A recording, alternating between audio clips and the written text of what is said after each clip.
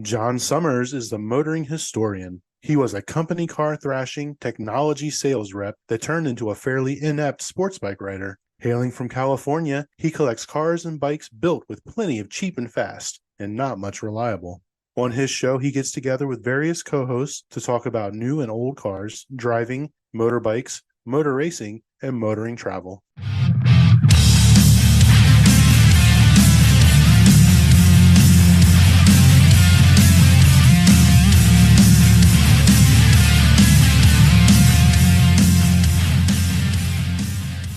Good day, good morning, good afternoon, and welcome to the Motoring Historian with John Summers. And today with John Garcia, who you might remember from the Snake Shopping with a Porn Star episode from about, I think that was episode number 3 or something like that. This time I've set the microphone up so you're actually going to be able to hear John speak a bit more clearly than before. We didn't do a very good job. I didn't do a good job with the mic before. But look, we're not about professional recording here, are we? Guys, if we hear, and listeners, if you hear heavy breathing in the background, it's dogs. We've got dogs. So this episode's on Irish road racing, and really it's because John had an experience recently which made me want to do this episode. Well, it's good to be back here again, surrounded by all these good motoring history. Yeah. And legends. Yeah, well, Eric, the producer guy, apparently Patreons get the video version of some of the pods, whereas I only do an audio version, so I don't know. So, all right, Mr. John Garcia, let's position you a little bit first of all. We first met about 200 yards away from here, didn't we? Yeah. The story of that first meeting is worth sharing, and we'll go into that in a moment. But look, where we're coming from with this particular episode of the pod is many people are familiar with the Isle of Man TT.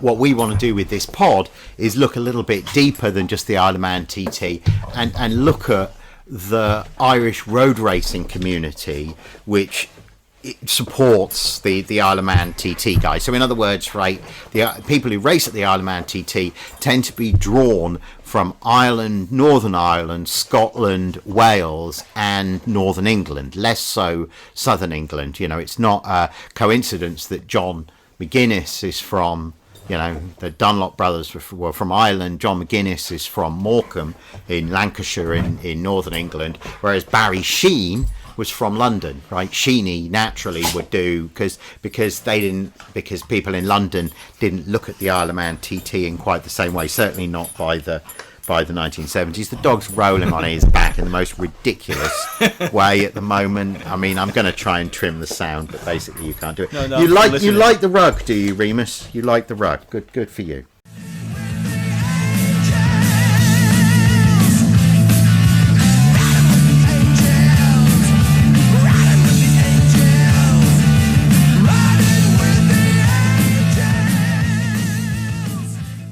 So my interest in what we're talking about at the moment is grassroots motorsport. You might want to think of this as the Irish version of the American dirt track on the edge of every town. And I guess the important thing and the reason why I wanted to do this episode is with that sort of recognition that in the world of motorcycle road racing there's the peak of the Isle of Man TT and events like Macau, and then there are races in countries like Estonia, but primarily traditionally in Southern Ireland. And I think it's worth talking about this because I do feel like it's going away because of insurance reasons and safety and all of this kind of business. So this is the last bastion of real open road racing, and that's why I wanted to do this episode. So let's begin at the beginning, John, and with how we met. I did an ethnographic interview with Ollie. Ollie had to do an interview with an immigrant to America, and I'm the obvious person to choose. I emigrated to America in 2004. I knew one person, Mark Newton. He's the Mexican guy on a earlier episode. I'll talk over myself and let you know what episode that is in a moment. But Newton was the only person that I knew. When I first moved to California, I contacted him. I'd met him at the Italian Grand Prix at Monza the year before. We got on really well. He'd lived in America. He came back here. He's from Santa Rosa, just north of San Francisco. And when I first moved here, I called him and said to him, I'm here. And he went, "Do you want to ride motorcycles? I've got a spare one." And I went, "All right then." So I did. And that first weekend that I was here, we went out on his two bikes. He had, at the time, a Honda Superhawk and the ex-Berkeley Police 1969 Harley custom bike. Wow. Now that bike, at the time, at the moment it's in this army kind of colour. At the time it was in black and chrome. It had these big ape hanger fairings on it. It's a foot clutch and a hand shift, and it was a police bike in the Bay Area. So you think about that. When you stop at some traffic lights, you've only got one foot to put down because you have to have the other one on the clutch. So you have to have really good balance to be able to ride it. And for that reason, Mark never let me ride it. The other thing about that bike was the speedo always overread. So Mark would think you were doing 65, but actually you'd be rolling at 85 because the speedo underread on that. So that was the very first weekend, and the only person that I knew it. Well, Mark was like, "Do you have any transportation?" And I was like, "No." And he went, "Do you want this Yamaha XS 650 I've got?" I went, "Yeah, all right." And typical Mark style, it didn't run, and it had been outside his shop because it had pissed him off because he'd put a battery on it, but it worked for a little bit, but it had not run. This is a recurring theme with said 78 Yamaha XS 650, wasn't it? Yeah, I really wish I still had that bike, man. I've been looking for it too. I remember your face when I told you I sold it when I was moving to Hawaii. Yeah, so we should join up the dots here. So one day, it's Fleet Week, and actually it's Fleet Week in San Francisco just this weekend. It was Fleet Week, and Newton and I rode from Santa Rosa. We came down 101 across the Golden Gate Bridge, splitting lanes. When I came out of the gas, fucking thing died. Well, I just started it on the bridge, right? And we got off the bridge and into the Marina District, and at the big intersection at the Marina District, it had nothing more, right? It had no spark. And so there's me at the intersection. I like limped it into the middle of the intersection, but then it stalled. And I was kicking it, and I fell off, and it pinned me. There's this recurring theme with me with motorcycle stories of the bike pinning me and me being... So Mark parked the Harley up on the curb. The cop's like, "You can't park there." Mark's like, "I'm parking there to help my friend." The cop's like, "You can't park there." And they're at fisticuffs with each other. Meantime, I'm pinned under the XS 650, blocking 3 ways of traffic. This is Marina Green on Fleet Week Sunday. Anyway, so so when that whole situation resolved itself, Mark didn't get arrested. The policeman was able to focus on the important thing of me being pinned under the... Anyway, so I left it parked up in the marina for about a week, hating on it, then got it going again and was riding it around. However, I won the free motorcycle, didn't I? I'll put a link into that story. I won a Suzuki GSX-R, but I had no way to keep it because the XS had been street parking just a couple of hundred yards from where we're sitting making this recording, where I live now. So it got to that winter time where it rains a lot in San Francisco, and I'd won the Gixxer, had no way to keep it, had a temporary place where I was, because it was with Bobby for a little bit, wasn't it? Or maybe it was with Bobby after seeing I can't remember. Anyway, long and short was, this XS 650 was somewhat forgotten, kept on being knocked over on the street, and John put a note on it. And I don't remember exactly what the note said, but it had 3 paragraphs. I remember it was like 3. And he felt bad for the motorcycle. And as I was reading the note, I'm thinking to myself, I don't want this motorcycle anymore. This bloke clearly loves it. I wonder if I can do some deal where I can give him the bike in return for him storing the new one, because he clearly lives just like up the road from where I'm living at the moment. And he did. He lived 3 doors up the hill. So that was how we met. So and over the years I've had a lot of motorcycles. My best motorcycles, in fairness, are ones that John's previously owned. He has a nice feel for he's a good mechanic, not a cack-handed bad one like myself. That's the bottom line. So let's try and tie this up a little bit and move towards talking about these Irish road racers. Some years ago, you had a neighbour. Mm-hmm. I'm not sure if we should name him, given we're going to talk about probably illegal activity in terms of speeding and that kind of stuff. But you had a neighbour who was an Irish guy who was in construction, who at the time when you were friends with him was doing really well in the Suzuki SV 650 championship, AMA championship, right? So to tie up the dots, when I moved to Hawaii after I gotten your XS 650, I had to sell the XS 650 and move to Hawaii for a couple of years. Fast forward 2 years after, I moved back to San Francisco and lived in a Sunset in 2009, 2010. I had a neighbor named Neil that lived 2 houses from me. And the first time we met, he handed me a vice grip.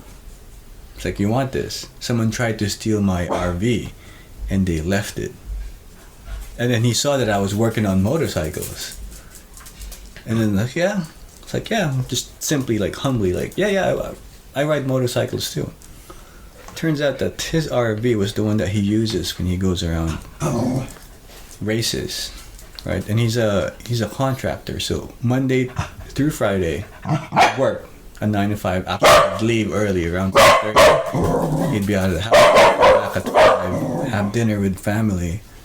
Or at that time he didn't have a family yet. He had a girlfriend, and he would work on the bikes to race for the weekend, right? And little did I know that, he was the champion for AFM for 2009, 10, 11, and 2012 he was leading the race, right, in points in Thunder Hill, and the race itself, when he high-sided, got helicoptered out. He was in the wheelchair for months. Titanium this, titanium that. I remember this because he had a young family at the time, didn't he? I saw his wife, and this is how I found out that he had a crash. It was a bad one too. He got helicoptered. Because he broke his femur, and there's a thing when you break your femur, it's one of the major arteries that goes to your heart, so you could actually literally die if that gets clogged. It gets pierced by the bone, by your femur. But anyway, I found out from his wife, who was at that time 3 months pregnant with a second child. It's like, yeah, Red had a bad crash. Broke this, broke that, broke this, broke that. So he's going to be in the hospital for a long time. And oh yeah, by the way, if you see him, he's not giving you a finger. He broke his middle finger as well. Just like that. And I was just in shock. And we actually talked about this the last time I saw her. And I was just in shock. But 9 months after, he was starting to heal.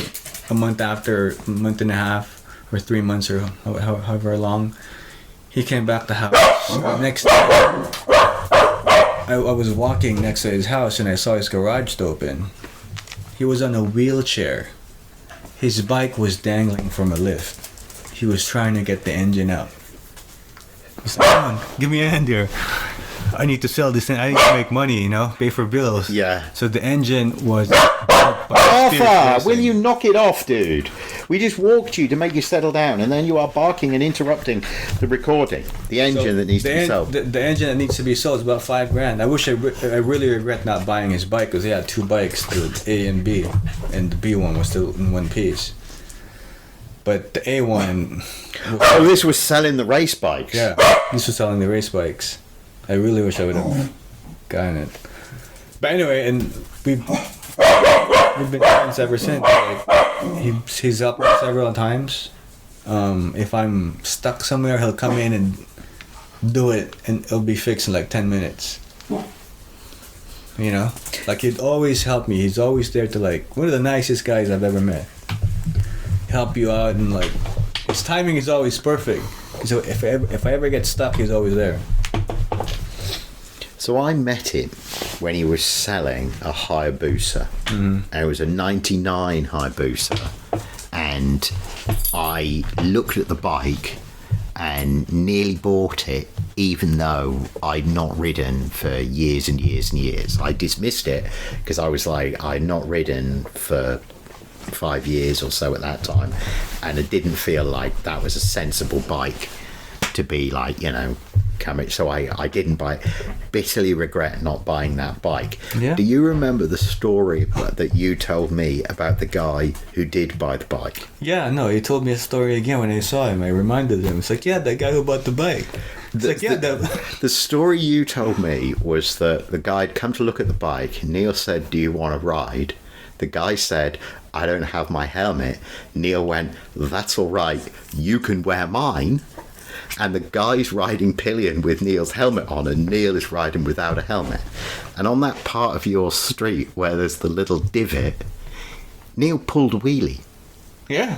And the guy, when they came back from the test ride, didn't even negotiate, and his hand was going like this. His hand was shaking, and he didn't even negotiate on price. Yeah. And I'm reminded of a Bugatti, a biography written by a guy called Chumley Tapper, a British guy, and it's the story of. Remember, I've told you that story of that office that I worked in the City of London. By the Royal Exchange, by the Bank of England, Cornhill. I watched a guy wheelie a CBR up there, and it was one of the things that made me think I need to get out of the corporate world. Up Cornhill, that guy bought his first Bugatti. This is like over 100 years ago now, because they did 70 miles an hour up Cornhill early one morning, him and the dealer, and he was like, I was so excited I didn't negotiate on price. And it always reminds me of the guy buying that Hayabusa and not even negotiating on. If you do a test drive that is where the car is really fast, people they're just like, I fucking want this straight away. They don't negotiate on price. It's a definite sales technique for the test drive, not to be a drive around the block yawn, for the test drive to be a bam. That's why you're not buying a Hayabusa because you want to get from A to B. You're buying a Hayabusa to thrill the shit out of you. Yeah. And that's no, that's a pretty nice bike. I'm still in the market for a Hayabusa. How many, when Neil moved back to the Emerald Isle, how many did he take with him? He had 4 copper first generation 97 unrestricted in mint condition. I helped him crate it up in Bayview at the warehouse.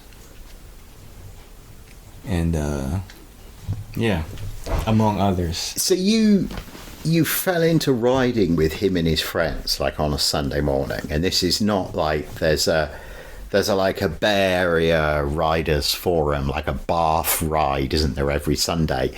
And my sense is your ride with the Irish guys was a little bit more wild than the normal Bath Sunday morning cruise.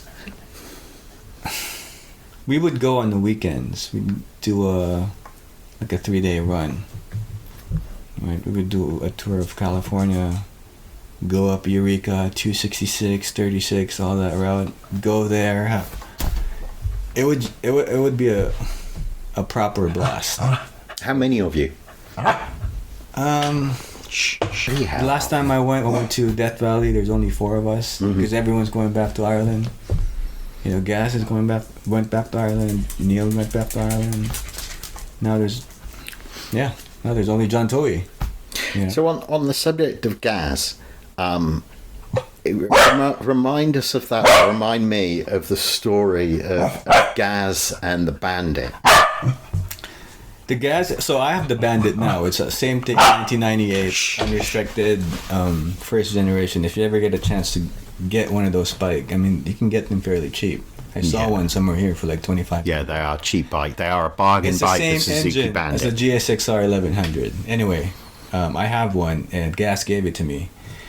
On the right. Burgundy, if you want to picture it, guys. It's called, the red bandit. 1200. 1200 S with the fairing. But anyway, we were chasing. Yeah, 1200 S. So it's got That was just a normal ride. Peter Toei, John Toei's brother, was there, which is rare because they don't really ride together. Attached for safety reasons. They own a company. But anyway, after having coffee in Marin, Equator Coffee, within the first 5 minutes, Peter crashes. He low sides and he's on the sidewalk. So sparks. One of the first left turns, right? And this was a time where Daniel Cooper was riding with us for the first time. It's the first time he's meeting the Irish guys. I told him about the Irish guys too. And he's a more proper, by the book kind of type of guy. But he's also fast. He's on a 1290 Super Adventure. Right? And this is the first time everyone's meeting each other. So on the takeaway, when we took off, not even 5 minutes, Peter Toei crashes on the side of the ditch. I just saw sparks. So I helped him lift it up and tested tire pressure. It was like 10%. And I'm thinking to myself, these are the pros, These are the first time racing. Thankfully, the guy with the BMW had all the equipment, right? They had the pump, so I pumped it up and, we're riding. And in my head, I'm thinking, this guy just crashed. He's probably going to calm down. So he's like next to me. He's behind me. He's probably checking the bike to see if it's all right. But as soon as he got the confidence again, he passes me. Right? So it's that kind of like feeling already. Like everyone's trying to pass each other. Right? So we go up Marshall and Gas is behind me, right?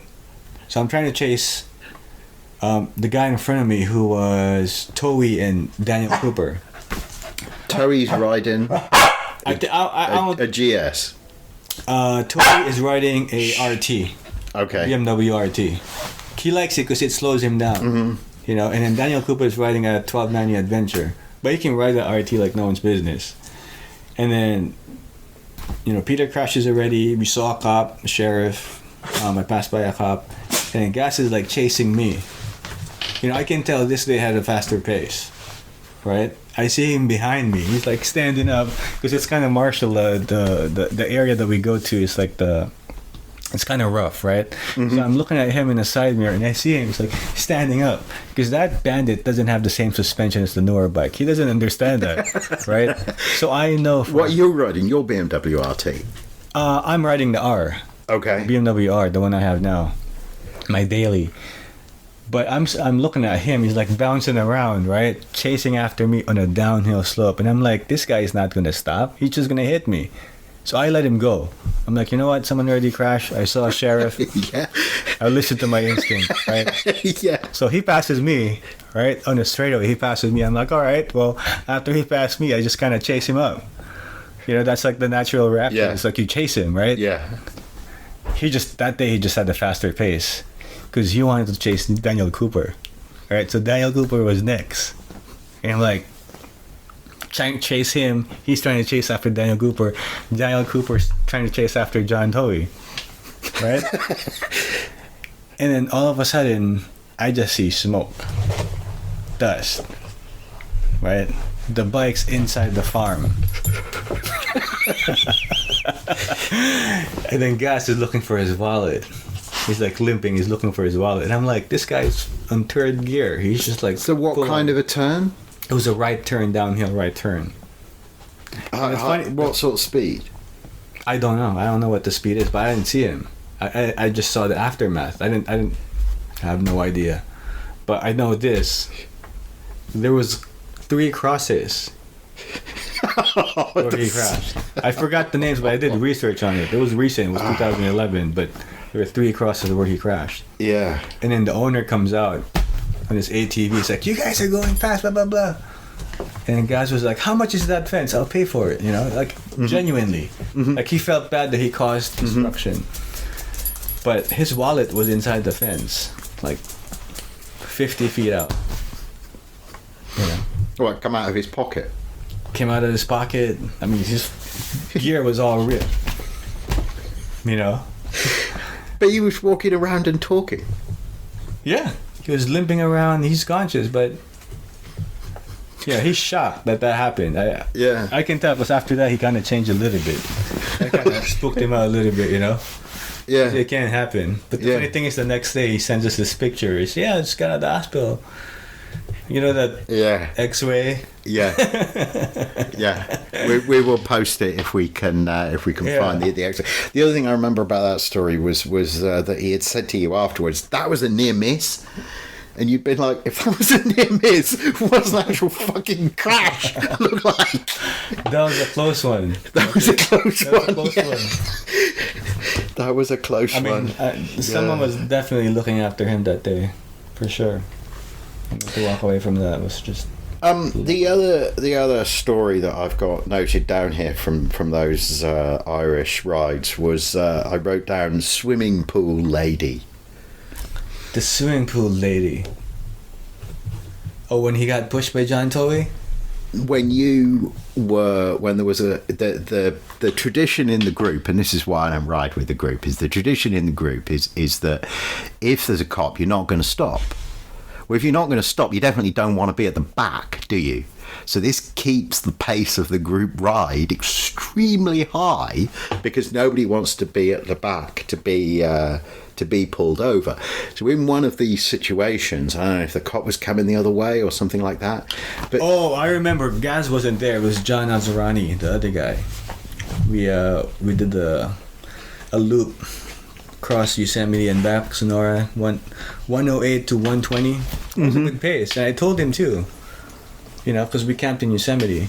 And I told him, once you get to Sonora Pass, you better slow down because cops don't have anything better to do than to pull over people, and they will. And sometimes people call it in. But anyway, I was following him. He crossed the double yellow line on the turn, so I did the same thing, except that there was a cop in front of me. So I mean, all right, you gotta play to pay. I get it. So cop turns around, pulls me over, right, and he says to me, "Follow me. Let's go get your buddy." So this greedy guy wanted to get the both of us, right? And the moment he passes me, I was like, you know what? How stupid do you think I am? I just made a U-turn and just gunned it, And I went up this driveway to just basically hide. So I hid behind this tree, and there was a swimming pool in some homeowner's place. There was a swimming pool, right? And it was 94 degrees. We have been looking for a swimming pool for the longest time. So I'm just waiting for things to happen. I'm waiting for his phone call, right? I'm waiting there, and it's super hot. And I just figure, you know what? What's going to happen if I ask the owner if I can just jump in the pool? Right? So I knock on the door. This old lady with gray hair opens the door, and I'm like, "Hey, how are you? You know what? I was riding. It's 94 degrees and it's super hot, and I saw your swimming pool, and I was wondering if I could just jump right in." And she was like, "Go right ahead." So I sent him a picture of me. I don't do selfies, but this was one time, like, I did a selfie and I sent it to him. I didn't get any response. I was waiting for him because I thought he was going to come back and, I thought he ran away from the cop. I thought he gunned it and got away. Because the moment the cop said, "Come here, follow me, let's get your buddy," he kept on going. And I just didn't see him, so I thought he went. So I thought he got away, but turns out that wasn't the story. Turns out he got a ticket. And he was so pissed that I sent him that picture. Because he said right after he got the ticket, the cop followed him for like 30 minutes. And then he checks his phone as a picture of you in the pool. Yeah.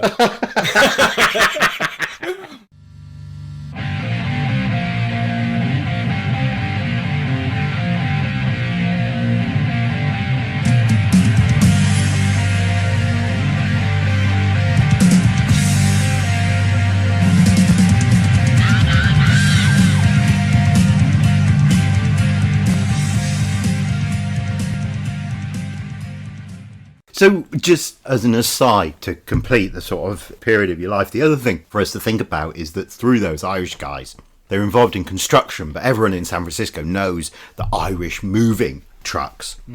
And through those guys, you had a storage facility down in a not so nice part of San Francisco where you shared a space with these Irish guys. So Yeah. there was a cool shop, there was a snooker table, there was, you know, and there were, and as you said when you had to move out of there, it's a shame because anytime I was getting pissed off working on a motorcycle, I could just go and talk with one of the Irish guys and have a game of billiards or snooker or pool or whatever that's sticking. And we were at the same level too, so it was like it's a proper game. It's a good game. It's a good match.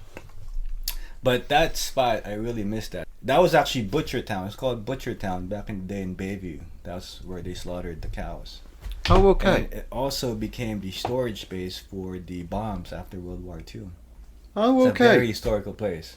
But, I mean, it was a So it was 25,000 square feet. Yeah, it was these old, like World War II kind of. Yeah, they exactly. were, and I know the buildings from the kind of they were the kind of Yeah. warehouse that Mark used to be in East LA, where it was thrown up, Yeah. terrible building standards in That's the the one. 1940s, and it had survived. Well, it had survived up until Amazon, hadn't it? Because that's when, why we're when that's Amazon why- moved in, we got kicked out. So that's the end of the story. Yeah. So yeah. And that's a Bay Area story, right? Isn't it? Is that's another piece of, you know, San Francisco history which has changed as a result of the tech revolution, which, by the way, of course, I represent. Right, all of my incomes come from tech, so I don't want to be hypocritical about it, but there is a sense that San Francisco's changed, and no more so on that piece of town. No more so than in that sense. Let me trim that bit out. The other thing I was going to say, John, about that warehouse was that whenever you do a GPS there, it puts you on the freeway, and it used to drive you on the freeway, and you'd be driving on the freeway at 60 miles an hour, and it would say, "You have arrived." And it was because your warehouse was directly under that bit of the freeway, and it would it's not guide the you best part to... of the neighborhood, and that's why Remus, my pit bull dog, came in handy. You know, Yeah. I drove around with my Yeah. truck, windows down, parked it, keys in the car, ignition. Yeah. Never had any issues, you know.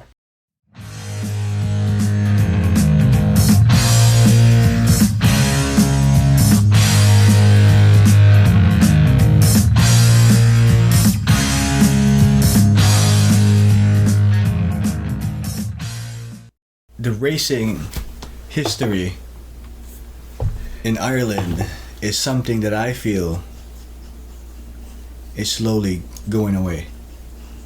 Well, okay, so we've moved, we've set the scene, haven't we? And it's taken us about half an hour to do it, but that's how it should be.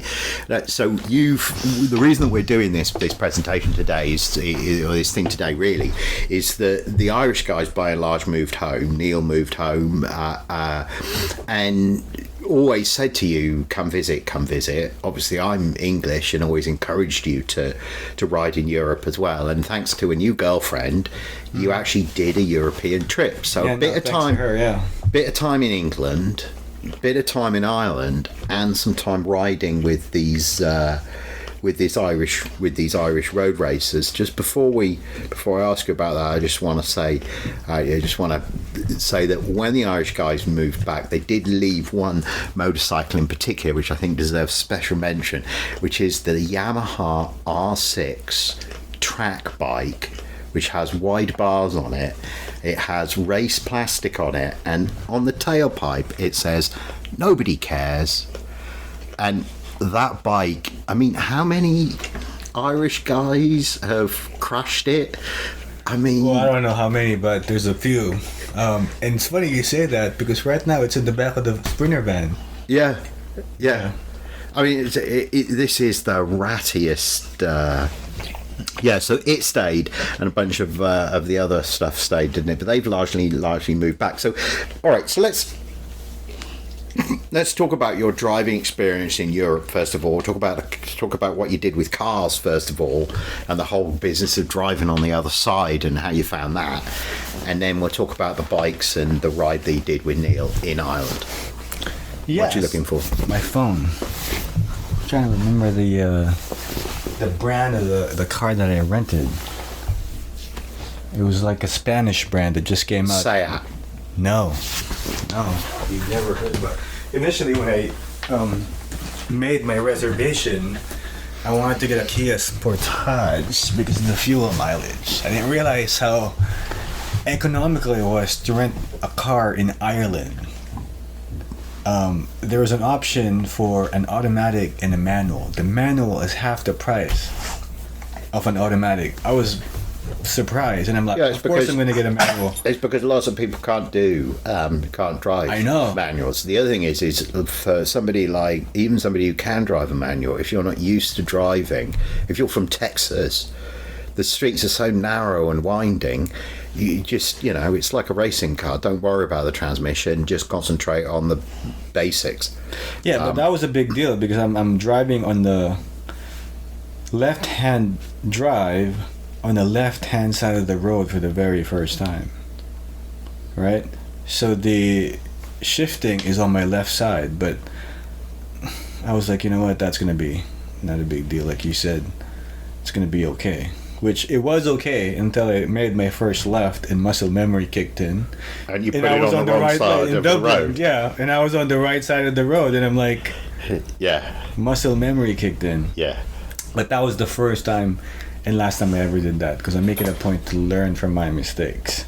Yes. I remember the time I did that when I came here for the first time in '95 with Mark Gammy, and we bought and lived in a '79 Lincoln Town Car and travelled around in that. And I remember tired one night pulling out onto the wrong side of a dual carriageway and seeing the oncoming traffic and getting straight over onto the service road at the side. It was like in a sort of industrial area. Yeah, it was a Cupra Formentor. It was a Seat Cupra Formentor. Yeah. So Mark Gammy had a series of Seat Leon Cupras. They were basically like nicer versions of Golf GTIs. He had 200,000 miles on them altogether. Really? Yeah, and any car that can wear that Mark Gammy, because Mark Gammy's not a abusive driver, but he drives hard and fast and only does the required maintenance. He's not like a washer or a tinkerer or it gets driven and then he puts it away and then it gets driven again. Okay. So the Seat SUV thing? SUV, yeah. Cupra. Yeah. Cupra Formentor. Yeah. Manual 6-speed. Yeah. It was great. Diesel? Great. Diesel. Yeah. Yeah. SUV. Yeah. Yeah. Well, I was comparable to X3. So you got it in Dublin Airport? Yeah. Yeah. And then I enjoyed driving. So how far away is Neil from Dublin? How far did you have to Neil go? is about 45 minutes away from Kells. Yeah. And then Gaz is in Clare. Mm-hmm. But first day when we got there, we went to Galway and then Ennis, and then met up with Gaz the first night. Because we weren't thinking about staying there for a very long time. We were just there for 4 days. Mm-hmm. And then met Neil the last day, or second to the last day. And coincidentally, there was a rally. There was a motorcycle rally that was going on. Mm-hmm. Sponsored by the Highsiders of Ireland. Mm-hmm. And he asked me if I wanted to go for a ride, go for a spin. And it was kind of tricky because I really had to be... I mean, when he asks you for a spin, it's like hours. And it was hard for me to make a proposal to Paige. But I just had to do it. We were gone for about 5 hours, 6 hours for a proper ride. And I mean, I'm really happy I was able to do that because it kind of really put me in perspective. Whenever I watch Northwest 200, Scaries, I know there's the Isle of Man and there's Macau that I still want to see. They're different from what there is actually in Ireland. When I see those pictures of Michael Dunlop like inches away from the stone hedges and stone walls, like now I know why they ride like that, because that's how you have to ride those narrow roads. When I was following Neil, it was just like So this is this Irish road racing it's and the reason that I love it is I feel that it's a very pure, old-fashioned kind of motorsport. It is pure. It's purer than Macau, right? Yeah. There's no sponsors. There's no. It's really but it's small. also it's this really business small. that 3 communities close the roads between them, and there's a triangular course, and this is the race course. This is the pattern in Ireland. It was the pattern in countries like France and Italy in the last century.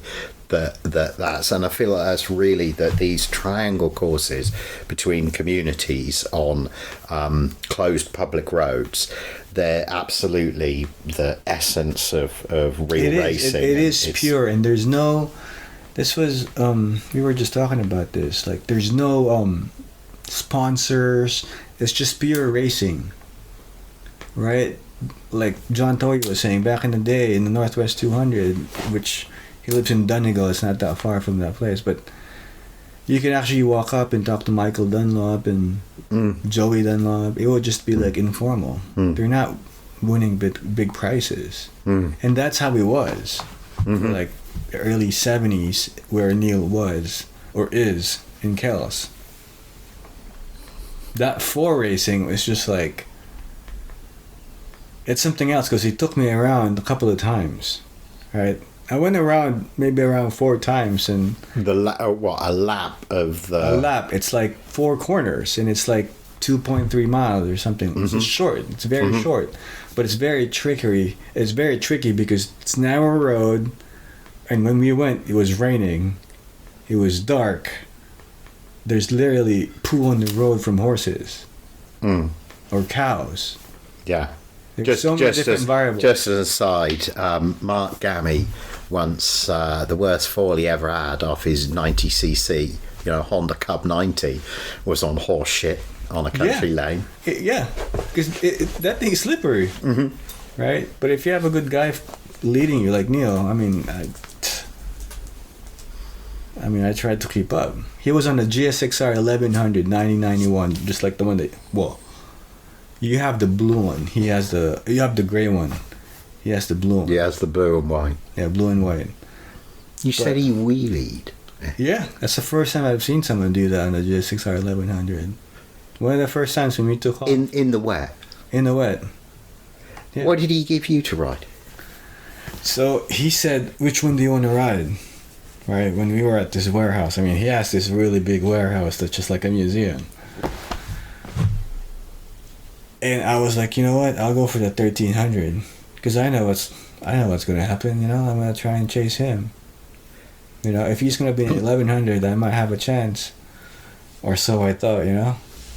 But it wasn't like that. It was just like I was on a B King. It's the bike that has the same engine as a Hayabusa. But unlike the Hayabusa, this one doesn't have any fairings. It's a limited, kind of a rare bike. It's only a 2-year bike here. It's like 2006 or 2007. Yeah, I remember them, yeah. But really, wide bars. Nice, wide bars, yeah. So how did it corner? It cornered really well.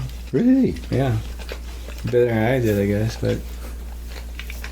I'd always worry with a bike like that, you'd struggle to lean it over. No, that's the other thing, right? Like, I saw Neil, he was tuning it up when I was there in the garage. He was tuning it and lubing the chain, checking the tire pressure. So I was really confident with that bike, and I know Neil and his bikes. But that ride is something else, man. We went around 4, and what, 4 different tracks? No, 4 is the name of the place. Okay. FOUR. FORE. Okay. There's also 4 Racing.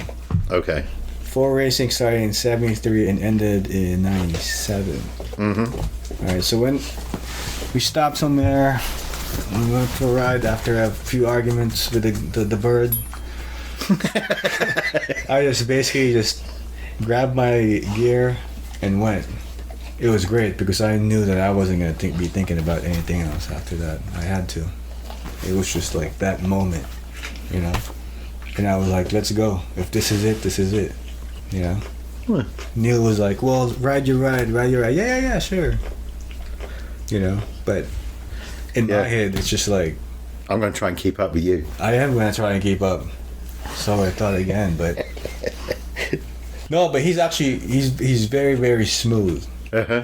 I think when it comes to that, He used to lead when you rode together in California, right? yeah, and he would set the pace. But he would just like drop down and like keep up, just like nothing. He would actually sometimes you'd see him stop. He's just waiting and just go. And from the back, he would just like the way he rode is different. The way he rode, like he could tell this guy is different. Like he just like he passes you in a different, with a different sound. It's just all out. Like he knows how to use the power of the engine. Right. Yeah.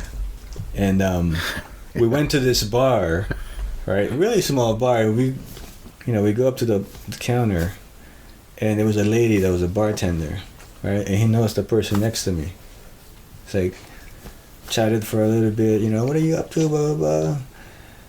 And everyone knows everyone. He knows the brother. Like they kind of grew up together. There's pictures of the Dunlop brothers, right, at the bar. And on the top, there's also a picture of Derek Shields. It's like, yeah, that's our guy. He's from here. Blah, blah. It's just short racing, like in the purest form. I didn't even know that the 4 was like a really big race back in the day. Yeah, and I'd never heard of the place before. But I was, when we walked the dogs the other day, and we talked about this the first time, I was conscious, as I said to you before, I feel like there's some places where motorsport is ingrained in the culture. I felt that in That's exactly northern it. Italy. I felt that very much around Charlotte and, NASCAR countries, maybe faded now a little bit. It's awesome that you found it in Ireland. That's really, really an awesome thing. That's the bar. Awesome. We'll include that picture. Yeah. Send me that picture. The 7 Wonders. I wish I would have taken a picture inside, but I just like... No, these experiences are not necessarily to be digitally preserved. These That's are the exact thing, experiences right? That's to be exact had there and then. If you're in your phone, you're not building rapport. That's the with other people. thing why I didn't bring the GoPro. I don't want to be fucking around with something when I just have to concentrate about one thing. I just want to be back in one piece. Yeah. Because, mind you, this was at night. Yeah. It was raining, and my eyesight's not the best. Yeah. Well, you said something that really made me laugh when we were walking. That you were like, and these lanes, they're all Stonehenge at the side. You said. I understand that. And I was going to share. We call those dry stone walls. Going to share a story with you now. My friend from university, John Hopkins, leave the pub one night in his dad's Sierra diesel station wagon. On the way from the pub, he's doing the thing that people do in that part of the country, where as you approach a turn, you turn the lights off, and if you can't see any light coming the other way, there's nobody around the turn, so you then turn the lights back on and you can take a full racing line around the turn. So that's how people in the country drive like that. Anyway, he did a bit of a Dukes of Hazzard moment, put the tail into a dry stone wall, knocked it down, and we sped off. We left the scene of the crime. The farmer followed us, fucking chased us down, made us come back the following day and rebuild it. So whenever I see dry stone walls, I always think of that. Obviously, they're pretty unforgiving. They're an unforgiving place to crash against. Yeah, that might be the last time you ever crash. You visited the memorial for Neil's brother. Yeah, so he explained to me when he was taking me around the track or the roads. He was explaining to me, yeah, that's where it started, and I know his brother had passed away from racing. This is which circuit? This is the fourth circuit. This is the fourth circuit. Yeah. Yeah, he was explaining to me that's where it starts, and I'll show you what happened. And we park on the side of the road, and I was taking a picture of the bikes, and he's trying to clean up something on the side, and I was like, "What is that?" It's like, "Yeah, this is where my brother got hit. He lost control over the turn, and over the crest, someone didn't see him." And basically just hit him in 1997. That was about the last time that they raced in 4. And then he shows me this stone dedicated to his brother. It's headstone on the side of the road. Wow. And it's kind of funny because you remember how I described him? How I described Neil? Mm-hmm. And I can barely read it, but it says something something about a helping hand. For those who knew him don't understand, a willing smile and a helping hand. For those who he loved don't understand the reason why you are gone, but in my heart you go on and on. There's a Neil O'Reilly memorial that happens also. Yeah. I didn't realize he was a big deal back then, but Yeah. that's the reason why it's going away. It's going away, and it's like you said, it's insurance reasons. So meeting people that are raw and Well, it's also it's the triumph of the individual, right? That all of us feel like the individual is more important than the event. The attitude used to be that the event was bigger than the life of any one individual. Do you remember that Cars and Coffee we went to up in Nevada, or yeah, we went to a Cars and Coffee up in Nevada the first time the only time I met Gaz, the only time I met John Towie. yeah. As we were walking away afterwards, Ollie was only 6 or 7 at the time, and as we were walking away we were holding hands. And do you remember what he said to me? I may have told you this before. He said to me, I wish people use the F word a lot. Yeah, they sure do.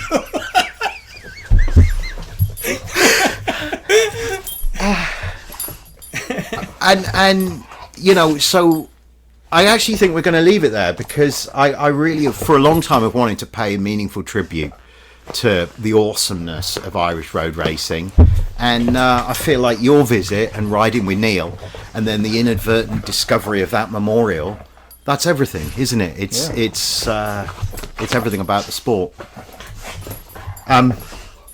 Yeah, the dogs are just like spoiling the meaningful moment here by wrestling with each other. John, thank you very much for appearing with me today. Yeah, thanks for having me.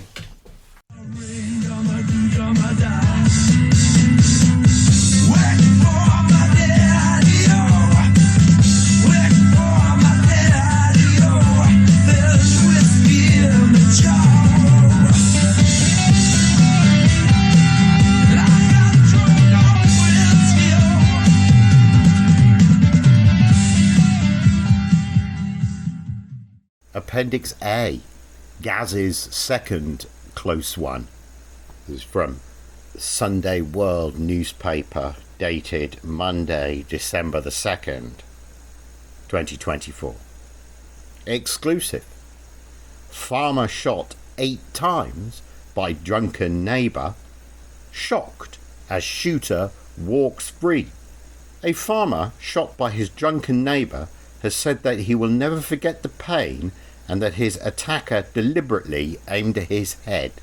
Construction worker Adrian Collins, Gaz, 48, walked free from court with a suspended sentence despite shooting innocent neighbour Andrew Cotter, 65, 8 times whilst the victim was out tending to his cattle in rural County Clare on February the 26th last year. Collins had been out drinking at his niece's christening in the hours before he got his double-barreled shotgun and loaded it with cartridges before he shot Mr. Cotter 8 times without warning, hitting him in the shoulder and head. Astonishingly, Collins then gave out to Mr. Cotter and told him to move his vehicle from outside his property when the victim called to his house in Ena, Kilcashan, covered in blood following the attack. Despite having shot his innocent neighbour, drunken Collins then went off to the pub while the armed response unit was dispatched from Galway to deal with the incident. I should say that John said to me that apparently it had taken them more than an hour to get there, which was how it was Gaz had been able to dispense with the trespasser on his property and return to the pub. In an exclusive interview with the Sunday World, Mr. Cotter said he'll never forget the pain of being shot in the head. Jesus! It's actually written Jaysus. I'll never forget the burning. I won't try and do an Irish accent. I put my hand up to my head and it was all blood, he said. He said there had been no personal animosity between himself and Collins before the shooting incident. He was off his fucking game. He's an oddball now, and that's the truth. He never came to me to apologise. I had no issues with that man ever. It was just reckless. If I followed the cow when the last 2 shots went off, I'd have had my sight lost or I'd have been killed, one or the other. That is definite. Mr. Cotter explains that he owns a field adjacent to Collins's property and was tending to his cattle on the night of the incident. One of his cows was sick. His vehicle, which Collins recognised, was parked on the road and as it was dark, he was using a headlamp. The next thing, 2 shots went off and struck my shoulder, he said. The innocent gun victim said he initially thought it was kids messing with a pellet gun or something like that. I thought it was young lads who was firing. Mr. Cotter said he was so concerned with his sick cow that he initially didn't understand the seriousness of what was happening or that it was a real gun. I was wired to the cow because she was sick. I started to walk the cow towards where I had silage. I didn't know who was firing. I knew someone had fired, but it was dark.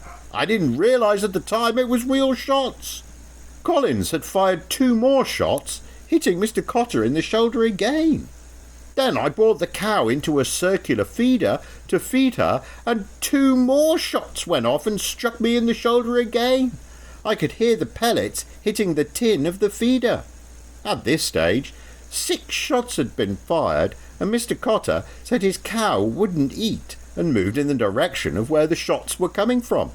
She walked that way. Luckily enough, I walked the other way to my gate. I was ringing my son, and the next thing 2 more shots went off and struck me right here, in the head. He said the pain was excruciating, and the pellets from the blast were lodged in his head above, beside, and below his eye. The burning was brutal. I didn't think it was a real shotgun until the last 2. I was completely stupid in one way. I put my hand up to my head and it was all blood.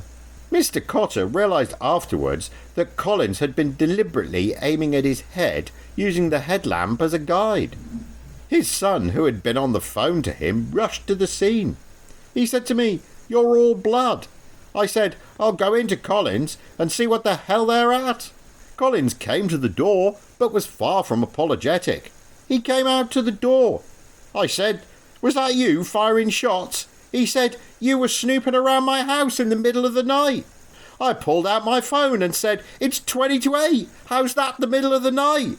I could smell the drink on him then. I said to him, "You knew where you were firing. I have cattle in there, and they're only in there once a year, and I'm the only one who's using that road in there in the winter time." He said, "Why didn't you notify me you were going to be there?" I said, "You could see my car there at the end of the road." Mr. Cotter's son called Gardaí and paramedics, and Collins went back into his house before coming back out angrily. He came back out and said, "Move them cars out of my driveway." Unarmed Gardaí arrived but couldn't approach Collins as he was armed, so they had to wait for the armed response unit to come from Galway, which Mr. Cotter said took some time. My son went down with them, and when they did get down, eventually, they knocked in, and the wife, she was there, and she said Collins was gone to the pub. They got the gun off her and asked if they could go in the back and see if there were any empty cartridges, and she said no. Mr. Cotter said that given how long it took for the armed Gardaí to arrive, he had feared Collins could have shot more people due to the drunken state he was in. If he went in after talking to me and the wife reared up on him, he could have shot the wife and the children. Gardaí went into local pubs looking for him. I thought it was a brutal wait for the armed response. It was his wife and children I was figuring. They was fierce lucky. A fella off his game. Mr. Cotter was treated by paramedics at the scene, who removed as many pellets from his face as they could before rushing him to the hospital for further treatment. He said there was 2 that they couldn't get out above and below his eye, as doctors feared they could cause damage by removing them. They said if they took the one out under the eye, they could damage the nerve and I could lose my sight or be disfigured. Eventually, as a result of another medical issue, he had to have them removed. I had to sign forms saying I was doing it at my own risk, he said. The Sunday World called to Mr. Collins' home for comment, but his wife said he didn't want to comment on the case. She also claimed that her husband now gets on fine with Mr. Cotter. However, that was news to Mr. Cotter. Whatever few friends he had locally, he has none after this. He never came to apologise. He added that he was surprised Collins didn't get jail for the gun attack. Even the solicitor told the guard he would get a jail sentence over it. He got off very light, he said. Mr. Cotter said he doesn't believe his neighbour's claim that he thought somebody was snooping near his property. However, Mr. Collins' wife said that being relieved not to be jailed, her husband was upset that now he has a conviction which will follow him around, and the fallout from his unprovoked gun attack on Mr. Cotter had been tough on her husband.